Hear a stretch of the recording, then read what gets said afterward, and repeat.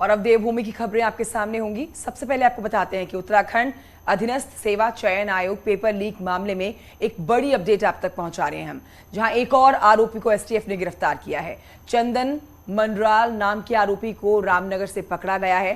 Paper leak करके करोड़ों की संपत्ति बनाने का आरोप चंदन पर है। आरोपी मंडराल के कई बैंक खाते सीज कर दिए गए हैं।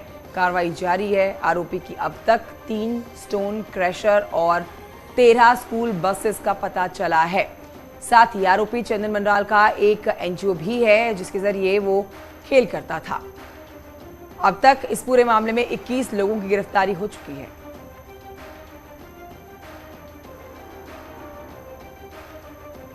उत्तराखंड अधीनस्थ चयन सेवा आयोग में हुए भर्ती घोटाले के बाद अब लोक सेवा आयोग की भर्तियों की जांच भी होगी, जिसमें प्रवक्ता पद पर हुई भर्ती की जांच होगी। साथ ही समूह ग भर्ती परीक्षा की भी जांच होगी।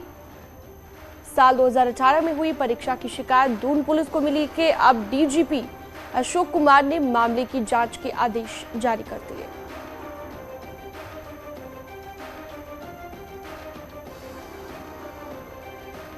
भारती सकलानी ज्यादा जानकारी के लिए देहरादून से हमारे साथ जुड़ गई हैं। भारती, पहले हमने देखा कि ये जो पेपर लीक मामला है काफी बड़ा बन गया और जांच जो नेशनल जांच एजेंसी है उसे भी इसमें शामिल किया गया, लेकिन अब इससे आगे और भी भर्तियों की जांच होगी कि क्या कोई ऐसा फर्जीवाड़ा, कोई ऐसा घोटाला आगे भी सामने आता है?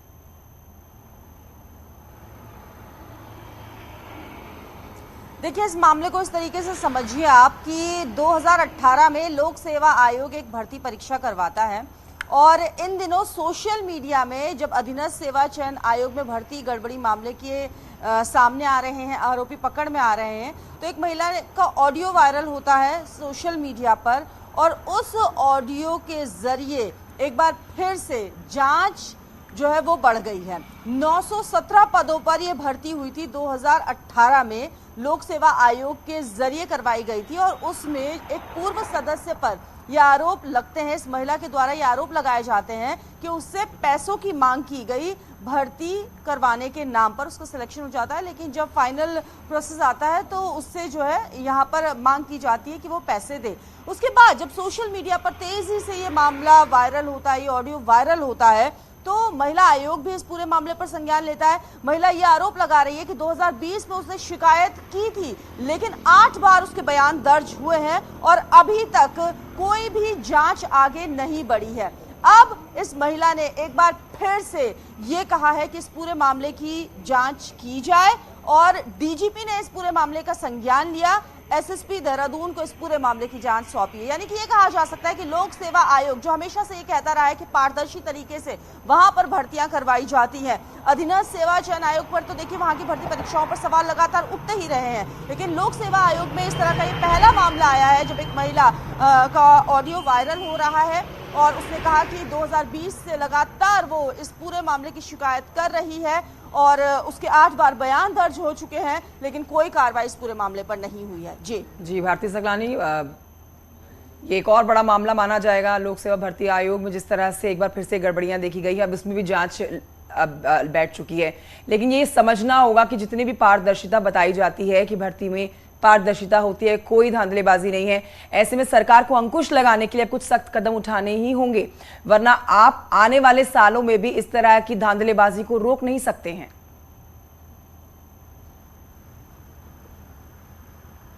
बिल्कुल आप नहीं रोक सकते हैं, क्योंकि लगातार इन भर्ती परीक्षाओं में पैसों के लेन देन की बात सामने आई है और ये बात उठती रही है। लेकिन अब जिस तरीके से पेपर लीक मामले की एसटीएफ ने जांच की और उसमें अब पकड़े भी जा रहे हैं, सामने भी आ रहे हैं दोषी अभ्यर्थी भी सामने इसमें आ गए हैं और देखिए आप किस तरीके से गिरफ्तारियां इस पूरे मामले में हो रही है। अब जब लोक सेवा आयोग तक एक बार फिर से यहाँ पर मांग उठ रही है कि उन परीक्षाओं में भी गड़बड़ी हुई है, तो ये गंभीर मामला है और इन भर्ती परीक्षाओं में पैसों के लेन देन की बातें जो अभी तक सामने आती थी, उठते थे सवाल, वो अब देखिए खुलकर सामने भी आ रही है। तो गंभीर सरकार है ही। मुख्यमंत्री खुद इस पूरे मामले पर लगातार कह चुके हैं कि अगर कोई भी गड़बड़ी होती है, कोई भी दोषी है इस तरह के मामलों में, तो उन्हें बख्शा नहीं जाएगा। जी बहुत शुक्रिया आपका भारती सकलानी जानकारी के लिए।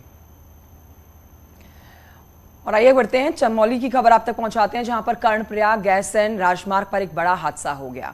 कुंवर ढाबा के पास एक गाड़ी अनियंत्रित होकर दुर्घटनाग्रस्त हो गई है। गाड़ी में सवार सभी 7 लोग घायल हुए हैं।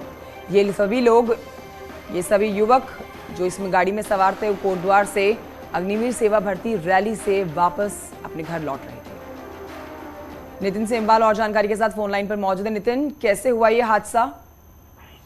जी, सुबह लगभग 4:15 की पूरी घटना बताई जा रही है, जब कोटद्वार से कर्णप्रयाग गैरसैंण के लिए एक वाहन आ रहा था और जिसमें लगभग 7 लोग सवार थे। अचानक 50 मीटर गहरी खाई में ये गाड़ी जा गिरी है, जिसमें 7 लोग थे, वो घायल हुए हैं और उनका कुछ का अभी कर्णप्रयाग चिकित्सालय में इलाज चल रहा है और कुछ को घर भेज दिया गया है। जी ठीक है, शुक्रिया आपका जानकारी के लिए नितिन। और चलिए आगे बढ़ते हैं। उत्तराखंड में शनिवार को हुई तबाही के बाद मौसम विभाग ने अगले 3 दिन के लिए पूर्वानुमान जारी किया है कि राज्य में अगले 3 दिन यानी कि आज, कल और परसों मौसम साफ रहेगा। हालांकि कुछ इलाकों में हल्की बारिश की संभावना जरूर जताई गई है और देहरादून में भी हल्की बारिश हो सकती है। वहीं 24 तारीख को तेज बारिश का पूर्वानुमान जारी किया गया।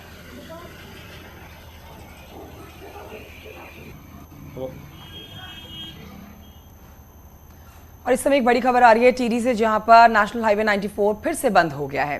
नरेंद्रनगर के पास मलबा और बोल्डर आने से रोड बंद हो गई है। खाड़ी गाजा और चंबा मसूरी से रोड को डाइवर्ट किया गया है। मशीनों से मलबा हटाने की कोशिश लगातार की जा रही है। तो एक बार फिर से राष्ट्रीय मार्ग जो है वो बंद हो गया है। मलबा आया है, बोल्डर आया है, जिसके बाद बंद हो गया है ये मार्ग। मलबा बोल्डर हटाने का काम तेजी से चल रहा है। नेशनल हाईवे 94 की बात की जा रही है, जहां पर टिहरी में नेशनल हाईवे 94 को फिर से बंद हो गया है। तस्वीरें आपके सामने हैं। मलबा हटाने की लगातार कोशिशें की जा रही है ताकि रास्ता साफ हो और लोगों को आने जाने में परेशानी ना हो।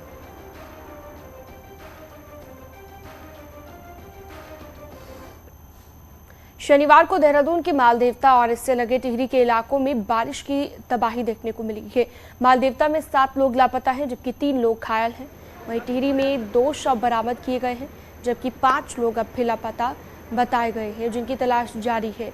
कई घर तबाह हो चुके हैं, रोड बह चुकी है, पुल ध्वस्त हो चुके हैं। घायलों को इलाज के लिए अस्पताल में भर्ती कराया गया है। मालदेवता, सरखेत, तिमली, मानसिंहवाला, भैंसवाड़ा, सेरकी, छमरोली, इन सभी जगहों पर बारिश के बाद नुकसान हुआ है। राहत बचाव कार्य अभी भी जारी है।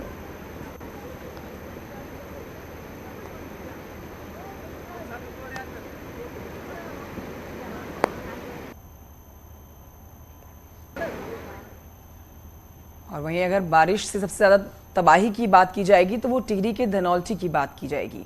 टिहरी के धनौल्टी में सबसे ज्यादा तबाही हुई है। यहाँ पर गवाड़ गांव में बादल फटा, जिसमें 2 लोगों की मौत की खबर आ रही है। 5 लोग अब भी लापता हैं।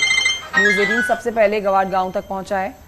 भयावह तस्वीरें हम आप तक पहुंचा रहे हैं। SDRF और पुलिस की टीम रेस्क्यू में जुटी हुई है। आपदा प्रभावित इलाकों में करीब 2 दर्जन मकानों को नुकसान हुआ है। प्रभावितों को सुरक्षित जगहों पर शिफ्ट किया गया है, जबकि 3 दर्जन से ज्यादा पशु हानि हुई है। टिहरी के ही कीर्तिनगर में भी एक बुजुर्ग महिला आपदा के बाद लापता बताई जा रही है।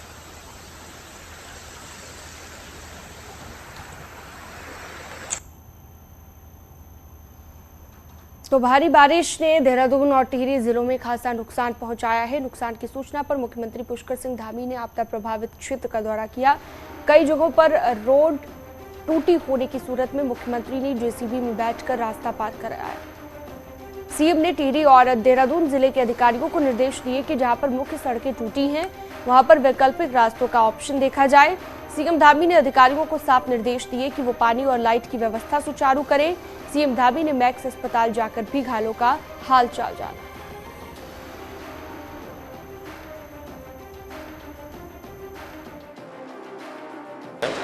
उसके कारण से बहुत नुकसान हुआ है कि जगह जगह पर हमारे सब बचाव एवं राहत के कार्य जारी है और उसमें जिसकी भी जरूरत पड़ेगी रेस्क्यू के लिए, और अभी हमने सेना के लोगों से भी मदद मांगी है। सर मौके पे सर स्थानीय लोग ये कह रहे हैं कि अतिक्रमण हो गया है, नदी के किनारे निकासी की जगह नहीं है, यही वजह है। देखेंगे उसमें कि अभी क्या है, क्योंकि क्या है कि इस प्रकार ये पहली बार इस प्रकार से नालों ने अपना रूप बदला है, तो उसमें जो भी कारण होगा उसकी खोज करेंगे, उसका हल करेंगे। इस बीच आपको ये भी बताएं कि मालदेवता और सरखेत में आई आपदा के 3 घायलों को मैक्स अस्पताल में भर्ती कराया गया। मुख्यमंत्री पुष्कर सिंह धामी और कैबिनेट मंत्री गणेश जोशी ने पीड़ितों का हाल जाना। मुख्यमंत्री ने जहां पीड़ितों की पूरी मदद का भरोसा दिया, तो वहीं कैबिनेट मंत्री गणेश जोशी ने कहा कि पूरा इलाज राज्य सरकार कराएगी। गणेश जोशी दिन भर रेस्क्यू ऑपरेशन में खुद जुटे रहे।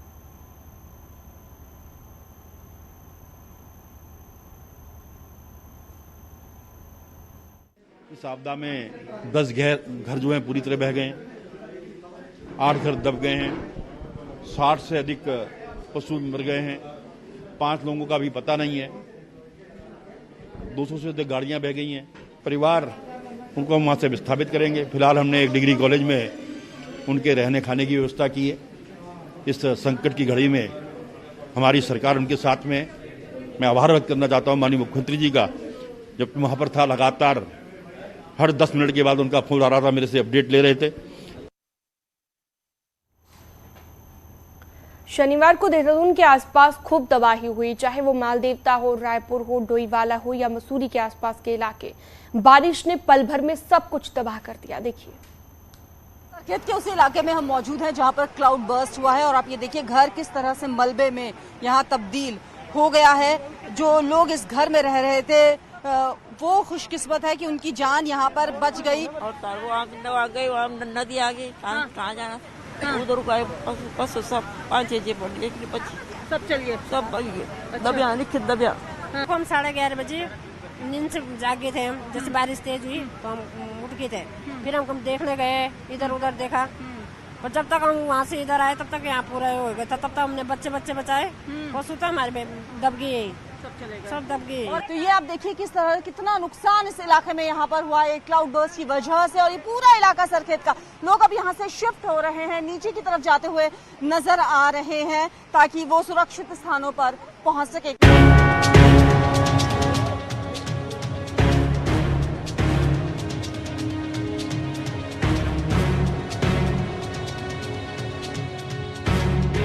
देर रात हुई बारिश और बादल फटने से रिजॉर्ट में कई पर्यटक फंस गए। गाड़ियां बाहर पानी में तैरने लगी। एनडीआरएफ की टीम ने सभी को बाहर निकाला, साथ ही जेसीबी मंगवाकर गाड़ियों को बाहर निकाला गया। मैं रात को अपनी फैमिली के साथ यहीं पे था और हम 5 लोग थे, मैं, मेरी मदर, मेरी वाइफ, मेरा बेटा, सब इकट्ठे ही थे। तो एकदम 1:30 बजे के करीब आवाज आई जैसे कुछ बहुत जोर से बम बजा। तो बाहर हमने देखा तो गाड़ियां पानी में बाहर तैर रही थी। ये इस वाले रूम में ही था मैं सामने, उसकी विंडो में मैं ही था। फिर उसके बाद हम निकले तो हमें रेस्क्यू टीम ने बड़ी मदद से निकाला। कुछ गाँव वालों ने बहुत मदद की हमारी। हुआ है आपदा के कारण और 3 लोग घायल थे जिनको एयरलिफ्ट कर लिया गया है और उनका इलाज किया जाएगा। और मलबा क्योंकि काफ़ी है तो वहाँ पे भी ऑपरेशन चल रहे हैं कि अगर कोई दबा है या कोई और इशू होगा तो वहाँ पे भी अभी एसडीआरएफ की टीम है जो देख रही है।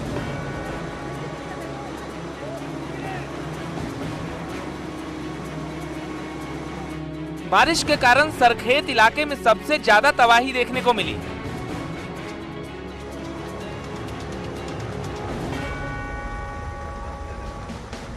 सड़क को तोड़ते हुए बारिश का पानी नदी का रूप धारण कर चुका है। 2 लोगों के लापता होने की खबर है। आलम यह है कि अब लोग घर छोड़कर जाने को मजबूर हो चुके हैं। सरखेत इलाके में सबसे ज्यादा नुकसान हुआ है देर रात हुई बारिश के बाद। और ये देखिए आप किस तरीके से यहाँ पर जो एक घर था वो पूरी तरह से ढह गया है।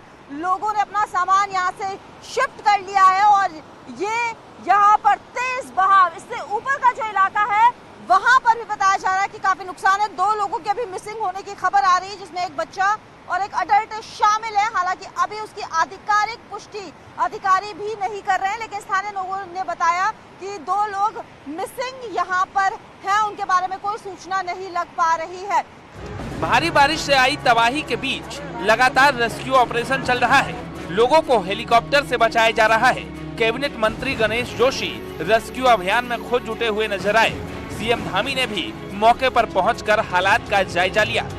जिन जिन स्थानों पर रात से भारी बारिश के कारण काफ़ी नुकसान हुआ है, घरों में पानी घुस गया है, मलबा आ गया है, कई घर क्षतिग्रस्त हो गए हैं, उन सभी स्थानों पर हमारी जो आपदा प्रबंधन की टीम है, एसडीआरएफ की टीम है, अन्य प्रशासन के लोग हैं, सब जगह मौके पर पहुंचे हैं और सब लोग देख रहे हैं। मैं भी स्वयं भी मौके पर जाने की कोशिश कर रहा हूँ कि मैं भी मौके पर जाकर राहत कार्यों में जो भी चीज़ें चल रही हैं उसको देखूं। तेज बारिश से तबाही की तस्वीरें चारों ओर दिखाई दे रही है। पुल टूटने की वजह से लोगों का आना जाना बंद हो चुका है। मौसम विभाग की माने तो अगले 48 घंटे तबाही के और बचे हैं। पुल पर हम इस वक्त खड़े हुए हैं, ये भी यहाँ पर काफी रिस्की बना हुआ है, इसलिए यहाँ पर भी आने से रोका जा रहा है। नदी का तेज बहाव भी आप यहाँ पर देख सकते हैं, किस तरह से नदियां उफान पर आ गई हैं। 24 घंटे की बारिश के बाद इस तरह की स्थिति यहाँ पर हो गई है। प्रदेश भर में तेज बारिश का अलर्ट अगले 48 घंटे के लिए भी मौसम केंद्र की तरफ से जारी किया गया है।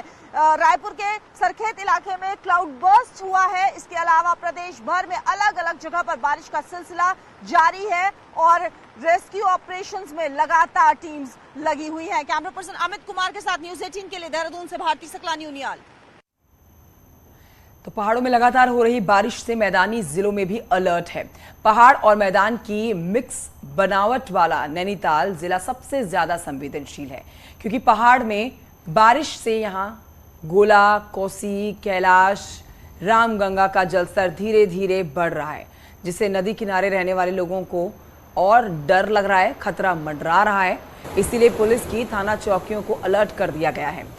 विशेषकर हाईवे से गुजर रहे रपटों पर लोगों को सावधान रहने को कहा गया है।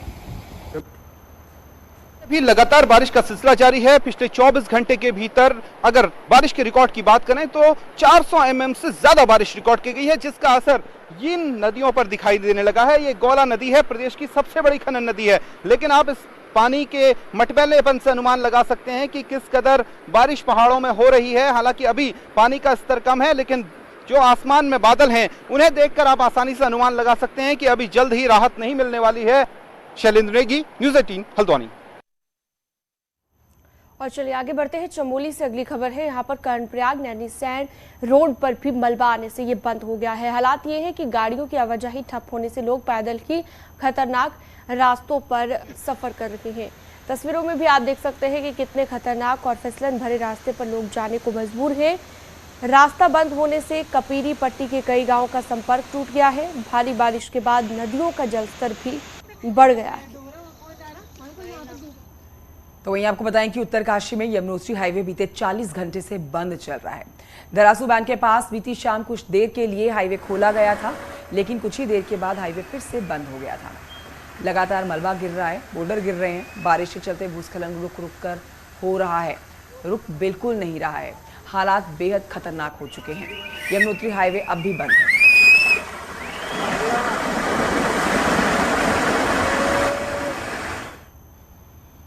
यमुनोत्री हाईवे पर अब भारी लैंडस्लाइड हुआ है, जिसके बाद हाल फिलहाल हाईवे के खुलने की उम्मीद दूर तक नजर नहीं आ रही है। लगातार दूसरे दिन भी हाईवे नहीं खोला जा सका और यात्री जगह जगह पर अभी भी फंसे हुए हैं।